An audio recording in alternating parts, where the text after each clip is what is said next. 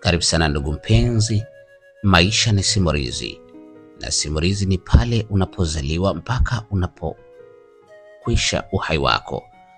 Ndugu mpenzi msikilizaji, leo ningependa kukuletea nukuu ya simulizi ya kijana mmoja ajulikanaye kwa jina la Saidi, aliyelelewa na mama yake wa kambo. Mpenzi msikilizaji, Saidi anasema katika simulizi hii, katika mkasa wake huu mzima wa maisha yake, ni kwamba baba yake alifiwa na mkewe, yani ni mama yake na Saidi. Alifariki mnamo mwaka 1995.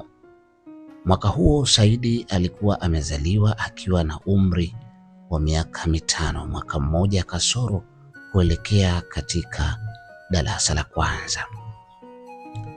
Saidi alikuwa ni mvulana mpole sana.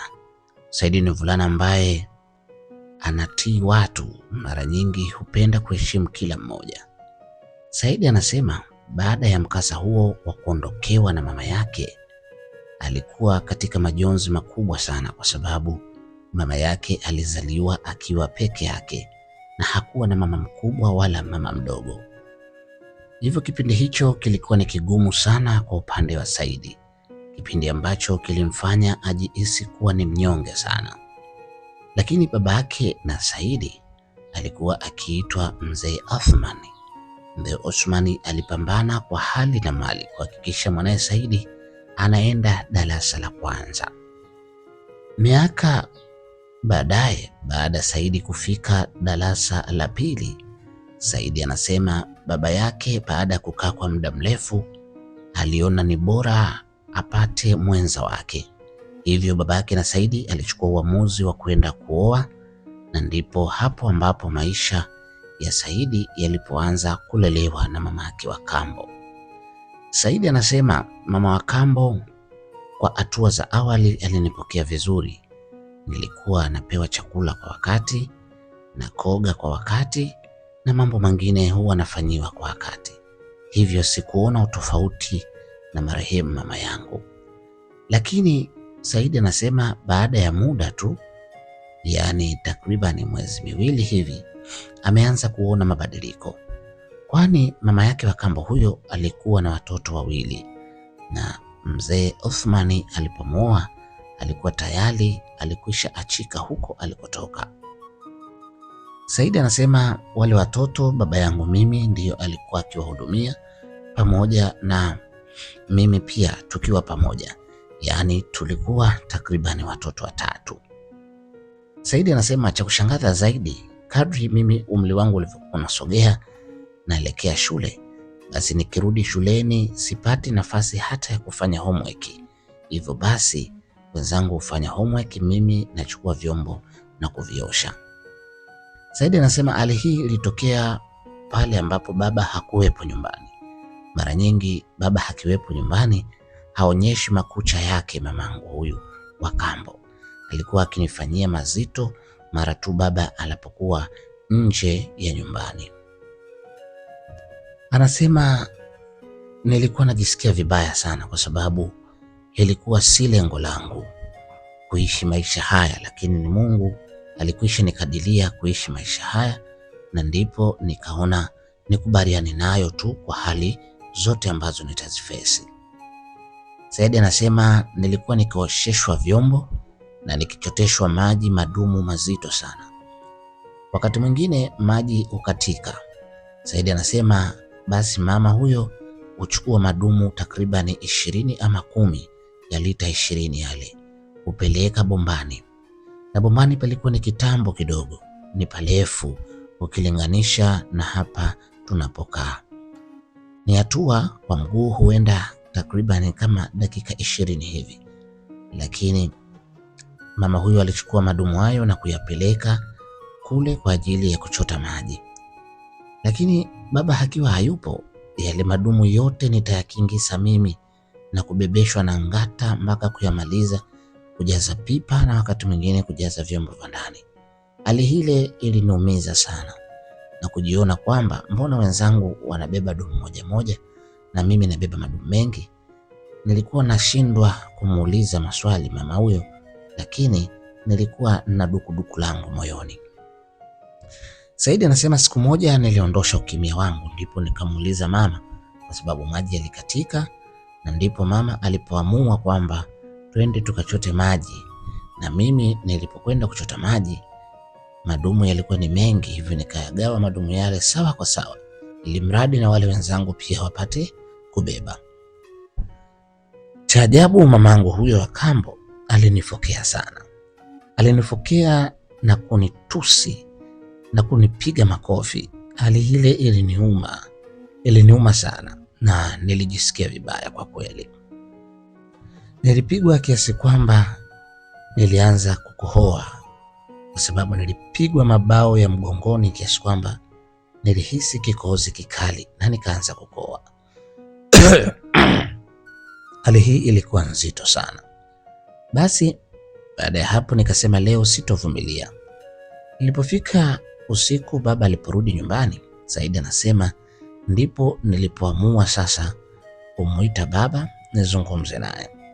Wakati namuita, mama alijua namuita kawaida tu, aidha labda kutaka kudai hela ya shule kesho au la.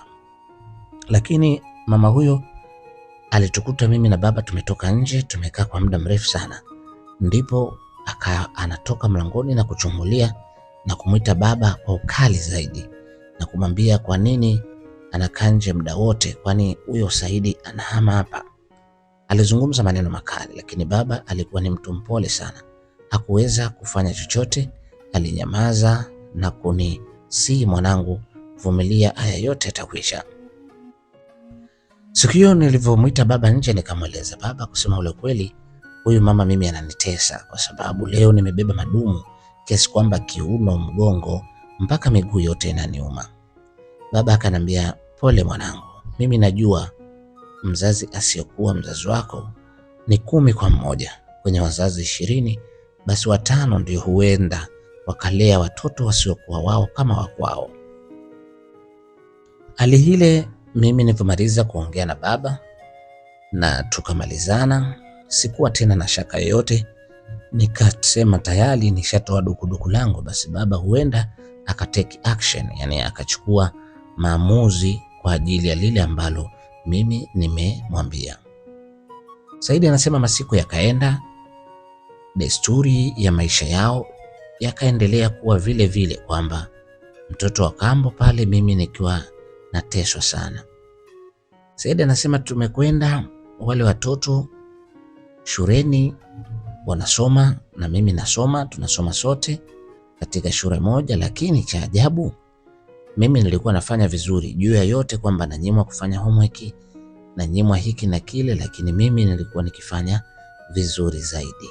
Kwa maana katika ripoti ya kila baada ya miezi 3 ama miezi 6 au likizo ya mwezi 6 na 12, mimi shuleni hushika nafasi ya kwanza na wale watoto zake hushika nafasi kuanzia ya 60 kwenda juu.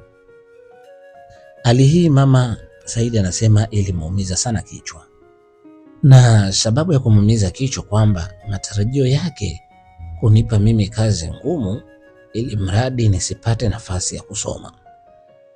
Saidi anasema baada ya kugundua haya yote, mimi nikaona bora tu niwe nasoma shuleni. Hivyo kipindi cha mapumziko saa 4 wenzangu wanakwenda kucheza, mimi natafuta darasa lililotulia na kupitia kile ambacho nimefundishwa.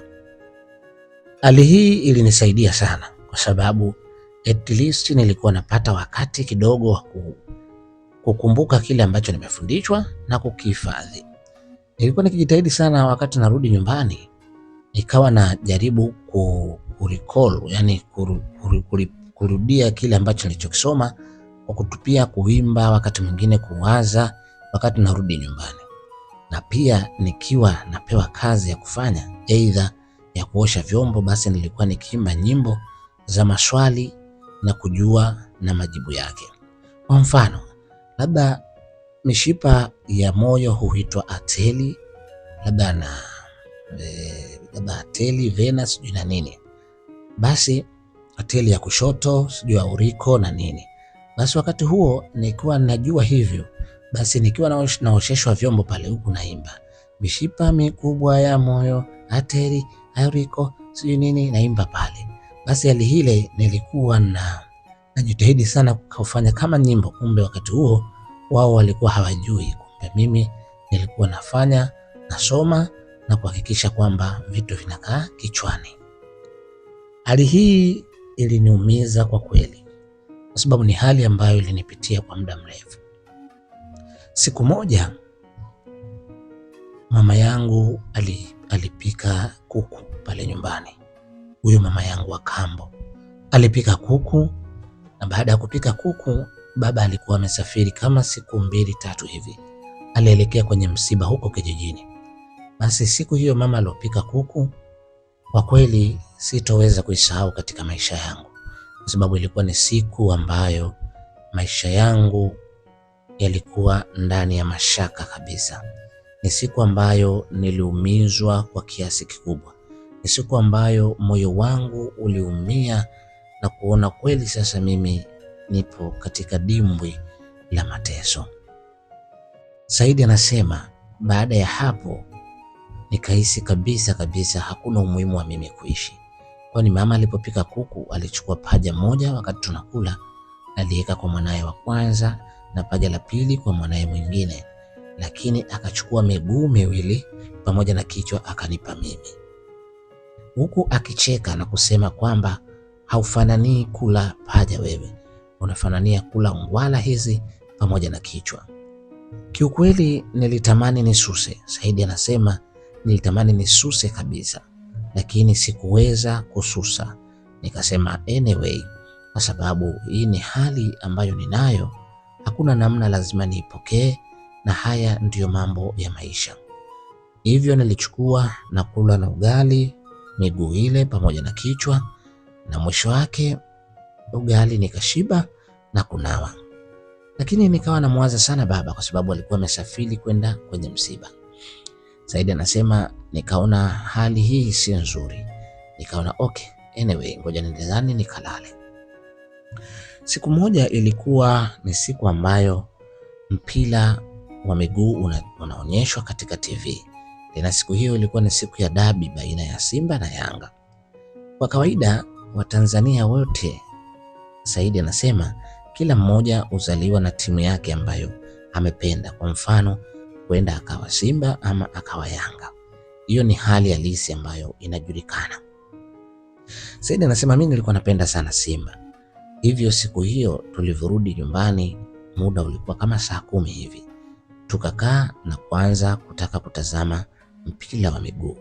Lakini kilichonishangaza zaidi, wenzangu walivyoeshewa mpira wakawa wanaangalia, mimi mama akanituma maji, akaniambia Saidi, peleka madumu bombani ukachote maji. Saidi anasema nilijawa na donge kubwa sana kwenye moyo wangu. Nikasema hivi, huyu mama ana roho ya aina gani? Mbona watoto zake wanaenjoy wanatazama mpira, lakini mimi anataka nikachote maji kweli? Nikasema okay, anyway, hakuna shida, haya ndo maisha Mungu aliyenipangia kwa sasa. Saidi anasema nikatoka zangu pale, sikuwa na huzuni, nikawa moyo wangu unaniuma sana. Kwenye uso wangu sikuonyesha kwamba nimechukizwa sana na lile, lakini ndani ya moyo wangu nilikuwa na jambo kubwa ambalo linanisumbua. Saidi anasema hali hile ilinisumbua kwa kiasi kikubwa sana, kiasi kwamba sikutegemea kana kwamba itatokea hali kama ile.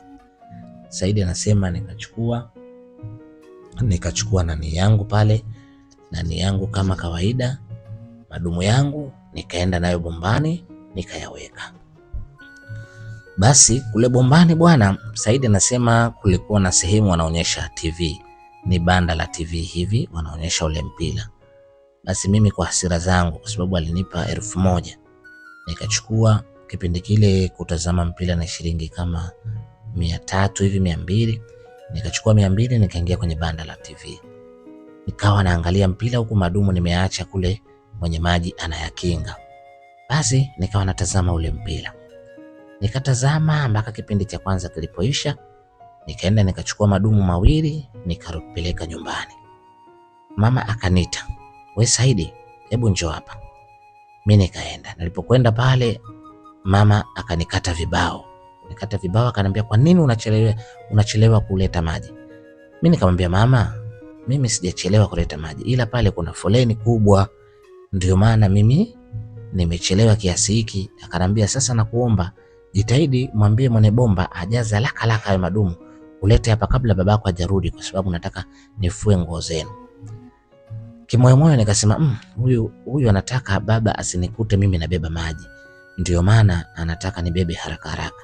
Lakini nikasema okay, ngoja niende.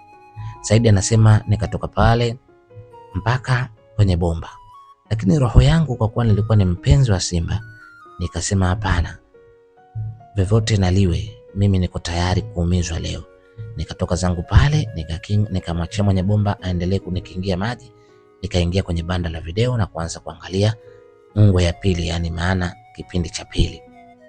Nilikaa hapo mpaka kipindi cha pili kilipoisha. Kwa bahati nzuri siku ile kwa upande mmoja ilikuwa kwangu ni furaha, kwa sababu Simba alikuwa amemfunga Yanga goli 2-0. Hali ile ilinipa faraja kidogo, kwa sababu mimi ni mpenzi wa Simba. Nikafurahi na nikajisikia faraja na nikajiona kwamba ni mtu mpya kwa siku hile, kwa sababu nilikuwa na furaha kwa upande wa timu ninayoipenda. Baada ya hapo nikachukua madumu nikawa natuta kupeleka nyumbani. Mara kidogo baba akarudi. Baba alivyorudi akanikuta natuta maji wakati watoto wale wengine wanatazama TV. Kama unavyojua tena damu nzito kuliko maji. Baba alikasirishwa sana na ile hali. Alikashirishwa sana kiasi kwamba alimuuliza yule mkewe, "Kwa nini huyu anachota maji hao wengine wanatazama TV?" Mwanamke yule akasema, "Hawa washamaliza madumu yao." Kwa hiyo Saidi alikuwa hajamaliza madumu yake. Pale pale mimi nikasema, Saidi anasema, nikamwambia, "Muongo, mama muongo, unaongopa. Madumu yote nimechota mimi." Baba ile hali ilimuuzi sana, akamkunja mama, akaingia naye ndani, tukaanza kusikia mapigano huko ndani. Huko ndani kulitembea mkong'oto mkubwa sana.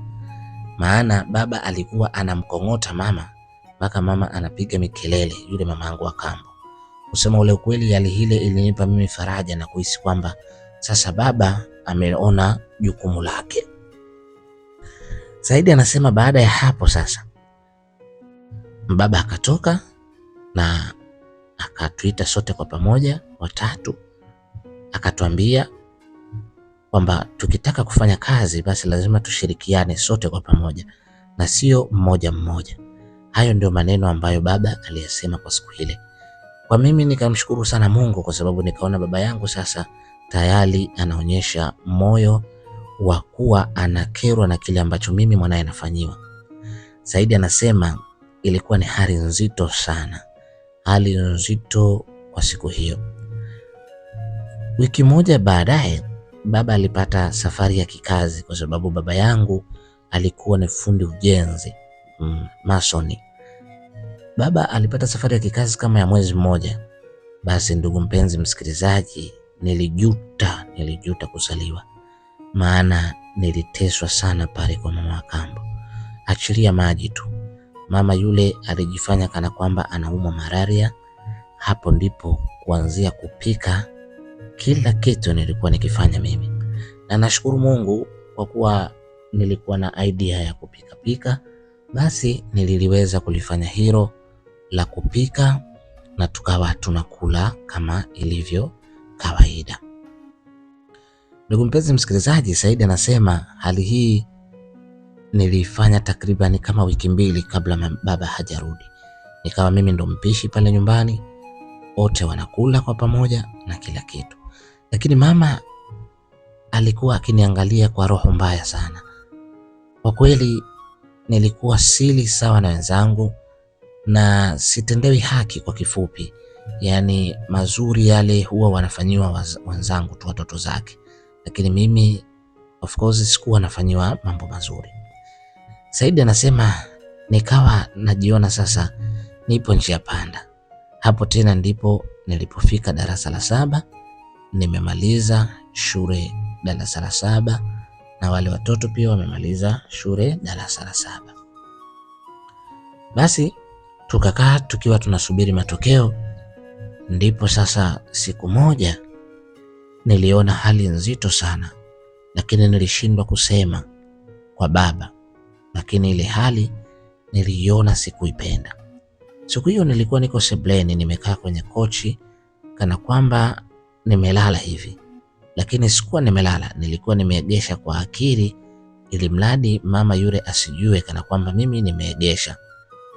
Basi Saidi anasema nilivyokuwa nasinzia hivi, najifanya kama nasinzia na koroma, yule mama nikaona kwa mbali, kwa sababu alinipa mgongo huku anapika mboga, nikaona anachukua karatasi ambayo limefungwa usembe, yani unga, dawa ya unga hivi, akawa ananyunyuzia huku akitaja jina la mzee wangu, Athmani.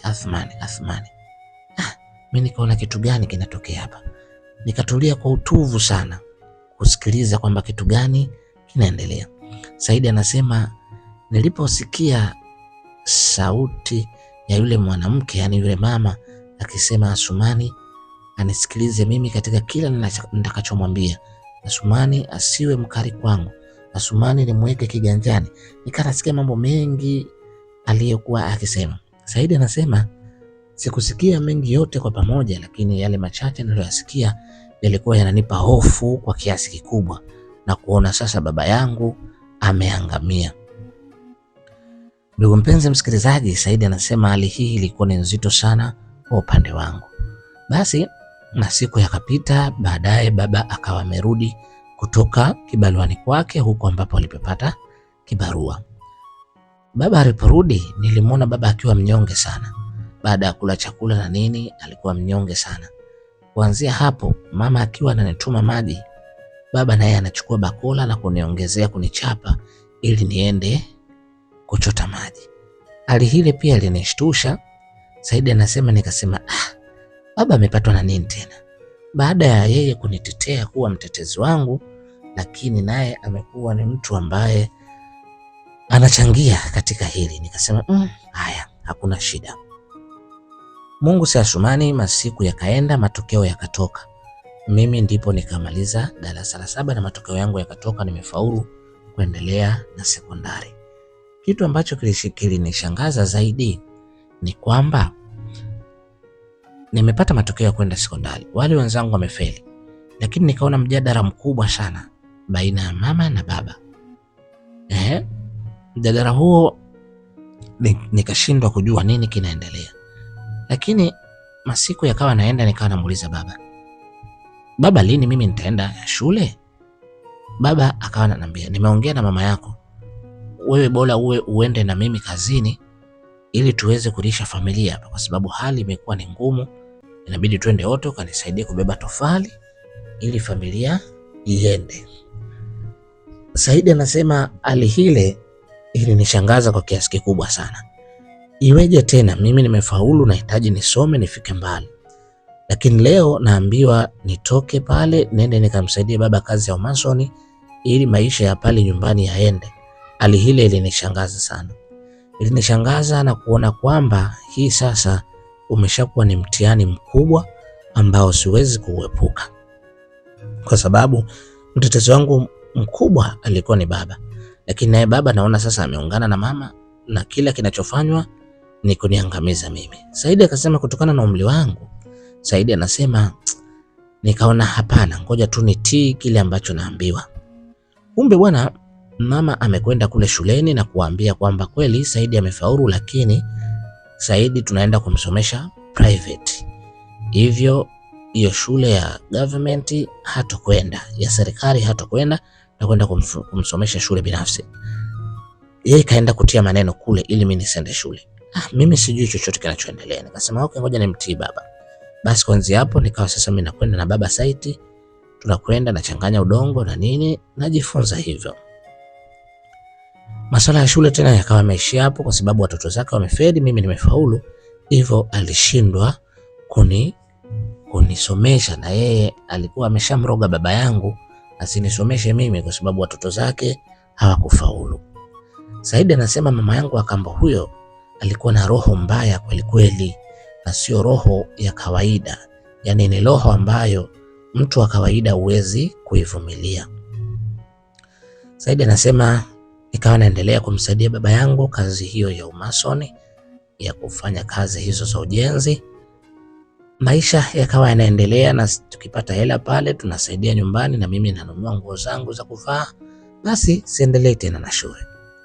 Anasema Saidi anasema siku moja tulipokuwa site, ilikuwa ni Masaki. Tuko site, akapita mzungu mmoja hivi, akawa anaangalia lile jengo ambalo tulikuwa tukilitengeneza. Wakati anaangalia lile jengo, yule mzungu alishangazwa sana na ujenzi ule, na baadaye akaja akaniona mimi pale. Uniona, akanisalimia kwa Kiingereza. Kwa kuwa mimi shuleni nilikuwa mjanja, kwa hiyo zile salamu za hapa na pale, yani Waswahili husema cha kuombea mboga nilikuwa nacho. Saidi anasema nikasema ngoja nikitumie hiki cha kuombea mboga. Basi akamjibu. Alipomjibu ule mzungu akamuuliza swali kwamba wewe ni fundi hapa? Akamwambia ndio. Akamwambia mmejenga nyumba nzuri sana. Kwa hiyo nilikuwa nahitaji mafundi kama wawili hivi niondoke nao kwenda nao Uingereza. Sasa wale wengine hawajui lugha vizuri, mimi ndio kidogo na bahatisha kwa sababu nilikuwa mjanja. Saidi anasema hali ile nikasema hapa simwambii mtu. Nikamwambia chukua namba ya simu, nikampa namba ya simu ya baba.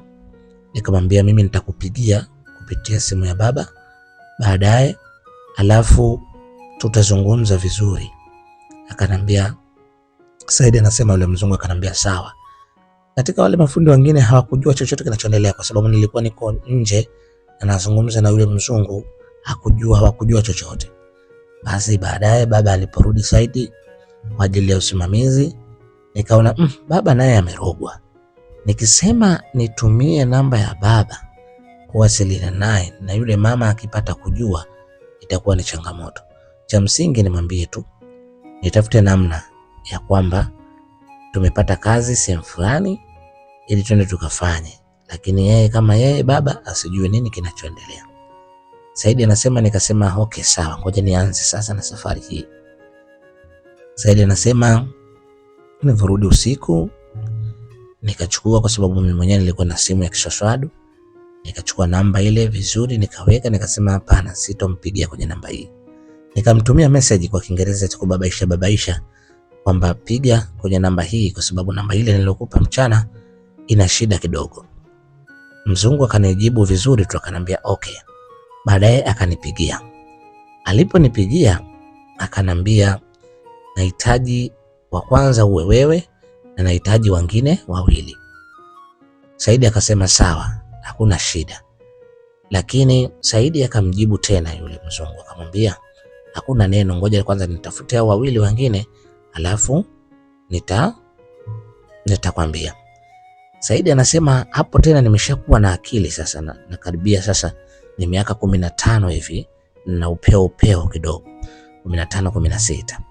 Akasema sasa baada ya hapo nikaona nini cha kufanya hapa. Nikasema ngoja. Nikafikiria, nikasema nikimwambia baba hapa nimebumburuka kwa sababu huyu mama naye kichwa kibovu. Saidi anasema nikasema ngoja. Nikaenda kwa jamaangu mmoja hivi ambaye huyo jamaa mama kipindi yuhai alikuwa anamtembelea kama baba yake mdogo, maana katika familia yani ukoo wanajuana na marehemu baba zake, kwa hiyo alikuwa anamuita kama baba yake mdogo, yani mimi kwangu alikuwa ni kama babu. Saidi akasema ngoja niende. Saidi anasema nikaenda nikamkuta, bahati nzuri yule mzee, kwa kuwa mzee yule alikuwa ni mzee wa bandari. Nikazungumza naye, nikamsalimu. Tayari akanambia umekuwa sana. Saidi anasema mzee yule alinishangaa, akasema umekuwa mkubwa kweli. Tangu mama yako alipofariki mpaka sasa ni miaka sasa imepita. Saidi anasema sawa. Lakini mimi nilikwenda pale kwa nia yangu. Nikaona ngoja kwanza nimtekenye kuhusu haya mambo. Nilipomwelekeza, kwa kweli yule mzee hakuwa maskini, alikuwa na mimari yake, hivyo hakunionea wivu. Akanambia mwanangu, kama ni kweli ngoja nizungumze naye huyu mzungu, nisimame mimi kama babu yako. Basi Saidi anasema yule mzee akasimama kwa niaba yangu. Akasema ngoja nizungumze na huyu mzungu, na nikimaliza kuzungumza na huyu mzungu tutajua nini cha kufanya. Basi mzungu alipopiga nikamwambia ongea na babu yangu. kuhusu safari. Babu yule akaongea naye vizuri, Kiingereza kizuri. Baada ya kukata simu, babu akafurahi sana, akamwambia Saidi mwanangu, Saidi mjukuu wangu, sasa unaelekea kufanikiwa.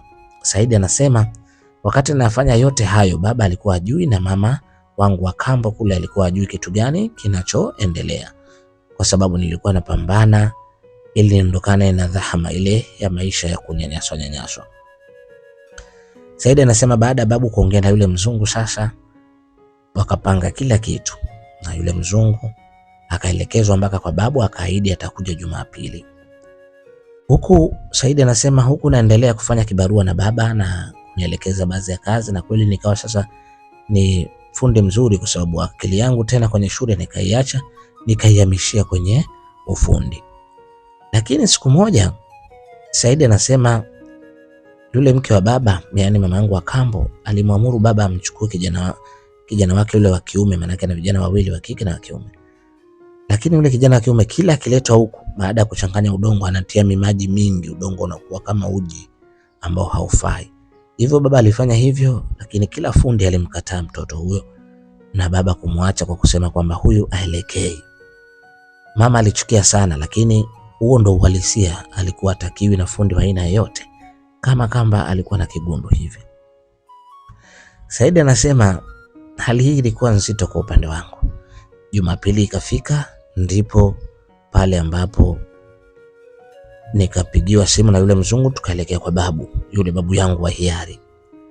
Saidi anasema tulipofika kwa babu ya hiari, wakafanya contact pale yule mzungu na yule babu yangu wa hiari, na hivyo ikapangwa safari, na mimi nikabaki kuwa kimya.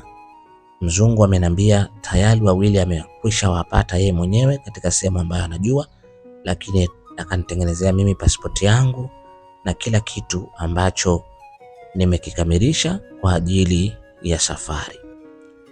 Basi mimi nikanyamaza kimya. Saidi anasema nikawa kimya kabisa. Hakuna mtu ambaye yeyote nilomwambia kuna ishu gani inajitokeza na kuna ishu gani inakuja mbele yangu. Nilikaa kimya tu. Saidi anazungumza maneno hayo. Saidi anasema baada ya muda tu, wiki ikapita na nikawa nimechangamka kwa kweli, kwa kuwa nishaanza kuzoea kazi. Ilipobaki siku 2 kwenda safari, nikamwita baba na kumweka chini. Nikamwambia baba, kuna jambo nataka nikwambie. Wakati huo sasa tunaelekea kazini. Nikamwambia baba, kuna jambo nataka nikwambie. Baba akaniambia niambie mwanangu. Akaniambia baba, kiukweli nikwambie tu kweli, najua unanipambania sana kama mwanao, lakini kiukweli yule mama si mtu mzuri. Nikaanza sasa, Saidi anasema nikaanza kumhadithia ile siku ambayo anatia mavumba kwenye mboga. Baba alishtuka sana, akaniambia Saidi mwanangu, utaacha nife? Kwa nini huku unaniambia mapema na mimi nisile kila chakula? Ndio maana hata sijielewi mwili wangu na hata maamuzi yangu. Saidi, ungeniambia mapema. Saidi anasema kweli baba. Saidi anasema nikamwambia baba, kweli baba, ningekwambia, lakini nimeogopa kuvunja ndoa yenu, na kwa sababu mimi sikutaka mgombane, na mimi sipendi mgombane, kwa sababu yule ni mkeo na mimi ni mwanao ambao umezaa na mama mwingine.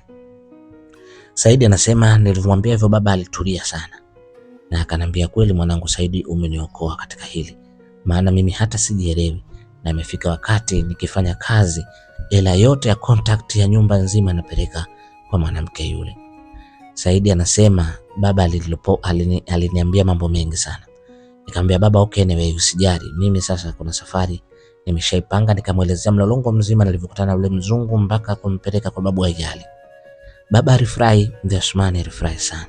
Alifurahi sana kwa kusema sasa mwanangu, umekuwa na una mambo makubwa kabisa ambayo yanakuja na mafanikio yako karibu mwanangu. Basi siku hiyo tukaenda wote, mimi na baba, kwa babu Ajali na yule mzungu, tukachukua passport na kila kitu, tukaanza kufunga safari kwenda kulala kwa yule mzungu.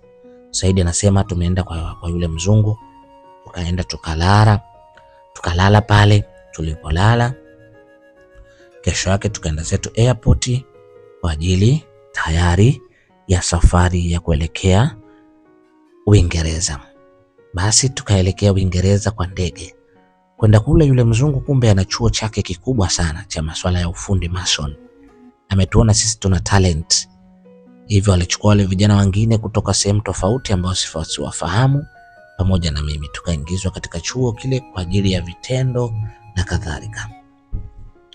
Ndugu mpenzi msikilizaji, Saidi anasema nilipofika kule, kwanza nilikuwa ni mtu mmoja wa ajabu sana.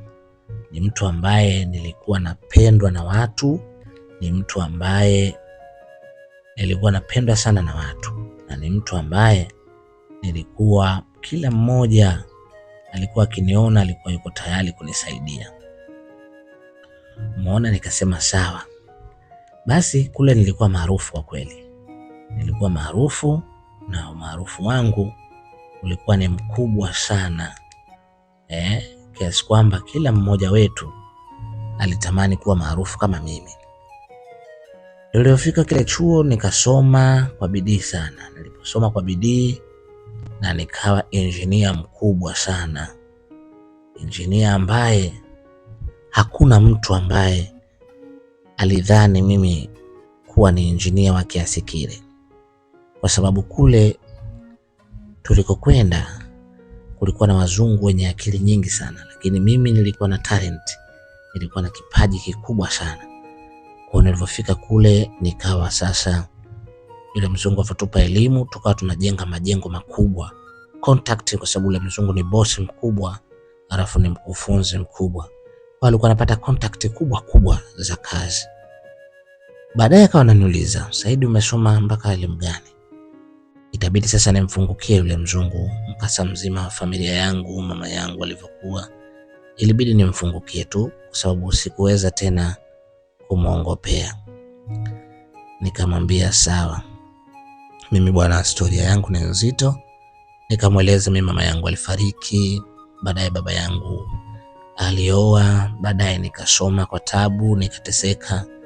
Mzungu akanisikiliza huku akibubujikwa na machozi. Alibubujikwa na machozi sana, alibubujikwa na machozi, na akanambia, usijali Saidi, Mungu atakubariki tu. Saidi anasema niliposikia maneno ya yule bosi mzungu nilijisikia faraja sana. Nilijisikia faraja, na baada yake kusikia faraja hili nikaona hapa ni bora nipate kutulia zaidi ili kuendelea na kazi. Kule mama wa kambo alikuwa anashangaa, huyu Saidi amekwenda wapi? Siku moja akamuuliza baba, mtoto yuko wapi? Baba akasema nimempeleka kwa shangazi yake. Nimekutana na dada yangu tuliochangia mama mkubwa na mdogo. Alikuwa anaishi huko Tabora. Kwa hiyo nikakutana naye, nikamwambia mchukue akaishi naye kule, naona kazini ananisumbua. Yule mama alifurahi sana kusikia Saidi ametupwa mbali, kwa sababu alijua kwamba hatopata chochote katika vile vimari vidogo vidogo alivyokuwa navyo. Kwa hiyo baba Saidi tayari hapo amekuwa ameshafunguka. Ule uchawi tena umeshakufa kwenye moyo wake, tayari anatambua kila kitu kinachoendelea. Basi Saidi kule amekaa huku baba yake anamtumia pesa.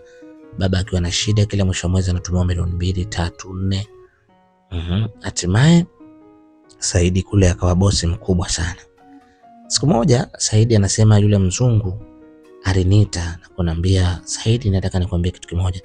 Mimi katika maisha yangu na binti mmoja tu, na binti huyu ananipenda sana na mimi nampenda sana, lakini binti huyu alikuwa akiniona mimi na wewe mara nyingi, akinifuata akaniambia, dadi, mimi nampenda sana Saidi kwa sababu ni mtu mchapa kazi, alafu ni mtu mwaminifu.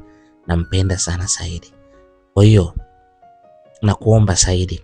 Saidi anasema mzungu yule akaniomba kwamba aniozeshe mwanae wa kike.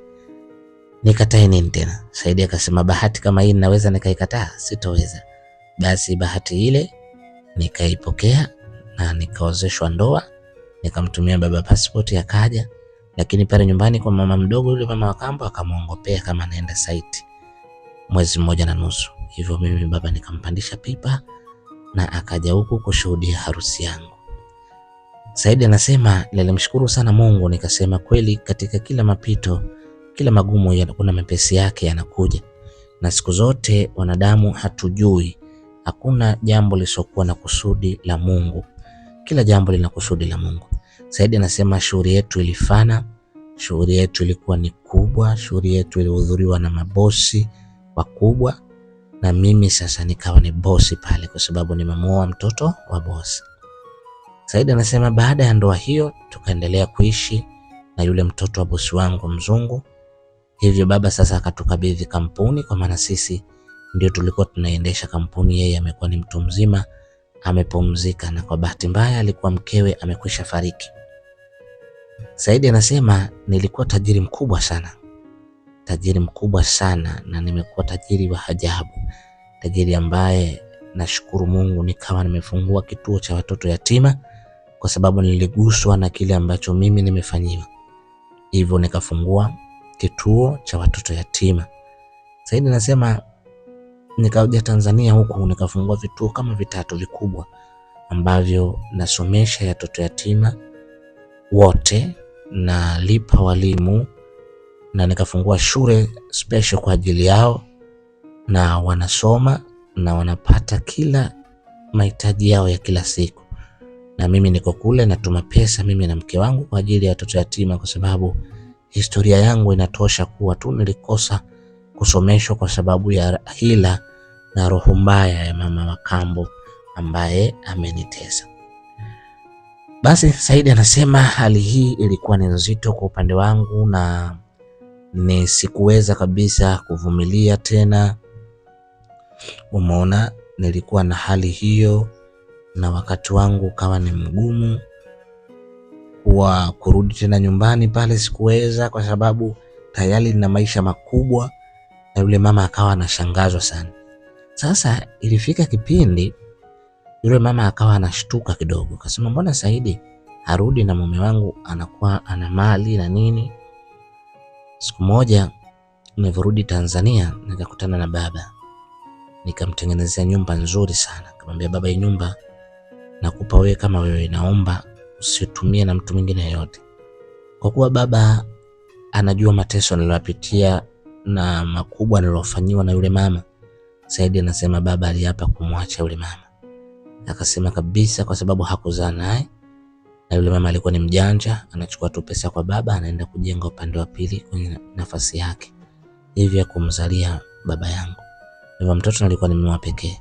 Hivyo mimi nikamjengea baba bonge la jumba.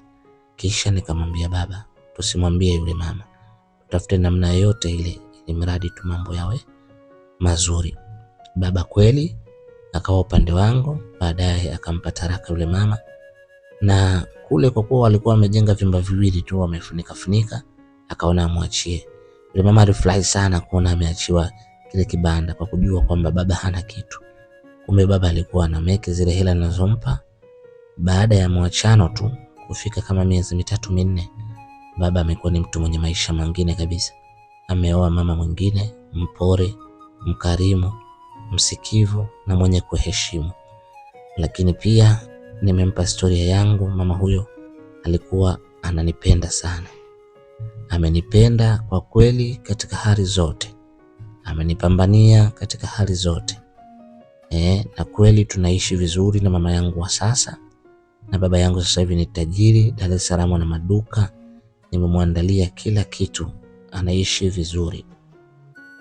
Saidi anasema, ndugu mpenzi msikilizaji, baadaye yule mamangu wa kambo sasa, ambaye alikuwa ananitesa, akawa anaumwa sana. Na wakati huo mwaka mmoja baada ya kuachana na mama yangu na baba yangu. Sasa siku moja wakati naenda kutembelea wagonjwa hospitali, ndipo nikakutana na yule mama amelazwa. Nilipokuwa napitisha msaada wangu kwa wagonjwa, maana nilikuwa na wasalimu wagonjwa na kuwasaidia kile ambacho wameshindwa kidogo, na donate pale, nafanya kama msaada. Basi katika kupita katika zile wodi na vile vitanda, kuwapa chakula, matunda na baadhi ya fedha kwa ndugu zao ili wapate kumsapoti pale ambapo pameshindikana, ndipo nikakutana na yule mama amelazwa, amekonda kwa kiasi kikubwa sana. Baadaye avanitazama hivi, akanishika mkono, akanambia, Saidi. Nikamwambia, naam mama. Akanambia, Saidi mwanangu, tumeachana na baba yako na nimekumisi Saidi. Wewe ndo unafanya kazi kampuni hii ya kutusaidia wagonjwa? Saidi akamwambia, hapana. Saidi anasema, nikamwambia, hii ni kampuni yangu na mimi ndio bosi kwenye kampuni hii. Yule mama akabubujikwa na machozi sana. Akamwambia, Saidi mwanangu, naomba unisamehe sana. Najua nimekunyanyasa sana, nimekufanyia mabaya sana, nimekufanyia kila hila ili mradi wewe upate kudhalilika.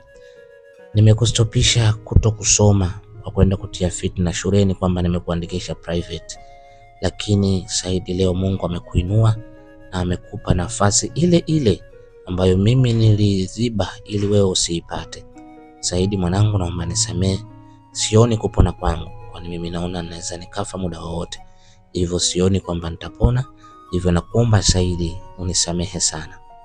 Saidi akamwambia, usijali mama, mimi nimekusamehe, lakini si kila jambo la kuzungumza kwa undani zaidi, kwa sababu kila tunalolifanya tutalikuta kwa Mwenyezi Mungu. Mimi nimelifanya hili ili nilikute kwa Mwenyezi Mungu, na wewe ulionifanyia utayakuta kwa Mwenyezi Mungu, lakini kwa hili mimi nimekusamehe, naomba uende salama. Saidi anasema alipopita tu kwa yule mama kwenda vitanda vingine, aliporudi alikuta yule mama manesi wanamchukua amekwisha kufa na wanampeleka sehemu ya kuhifadhi maiti. Saidi alinama chini na kusikitika. Saidi anasema nilisikitika sana na kusema kwamba kweli dunia ni ya dana, ulimwengu shujaa. Lile alilopanga Mungu hakuna mwenye kulipangua, kwa sababu Mungu yeye hupanga kila analipanga yeye, na Mungu hapangui isipokuwa kwa matakwa yake. Saidi anasema nimejifunza jambo kubwa sana, kwa sababu tusiwafanyie watu roho mbaya, kwa sababu Mungu ndiye mpangaji wa kila kitu. Mungu ndiye mjuzi wa kila kitu. Mungu ndiye anajua kila lililojalo, na lingekuja lingekuwaje na lisingekuja lisingekuwaje. Mungu anajua ya kesho ambayo sisi hatuyajui. Mungu anaona ya kesho kutwa ambayo sisi hatuyajui, lakini Mungu analijua lile ambalo amekuandikia. Saidi anasema niliumia sana, lakini nikamshauri baba twende tukazike na tukahudumia msiba mzima. Na baada ya hapo, Saidi anasema kwa huruma nilikuta watoto wake wale wawili wanaishi maisha magumu sana, hivyo basi nikawachukua na nikawaingiza kwenye kampuni yangu na kuanza kuhudumia wagonjwa na kufanya shughuli zingine. Saidi anasema nimejifunza kikubwa katika maisha ya mwanadamu, kwa sababu tunafanyiana kwa kutokujua kwamba kuna kesho na kuna kudhalilika kwa uwezo wa Mungu. Hivyo basi nimejifunza kitu kikubwa sana. Saidi anasema hayo ndiyo yaliokuwa maisha yangu, na akaamua kuyaleta maisha haya kunihadisia mimi na kuleta katika simulizi mengi simulizi. Ndugu mpenzi msikilizaji, nilikuwa nikinukuu mazungumzo ya Saidi ambaye alilelewa na mama wa kambo mwenye roho mbaya, lakini haimaanishi kwamba mama wa kambo wote wana roho mbaya. Hapana, wapo wenye roho nzuri na wapo wenye roho mbaya, lakini kwa huyu aliyemlea Saidi alikuwa ni mama wa kambo mbaya, na mama wa kambo ambaye hana nia nzuri na mwanae. Ndugu mpenzi msikilizaji, asante sana kwa kunisikiliza. Hii ni Mengi Simulizi, na kuomba kliki button nyekundu iliyoandikwa subscribe ili uwe wa kwanza kupata video zangu. Asante, karibu tena.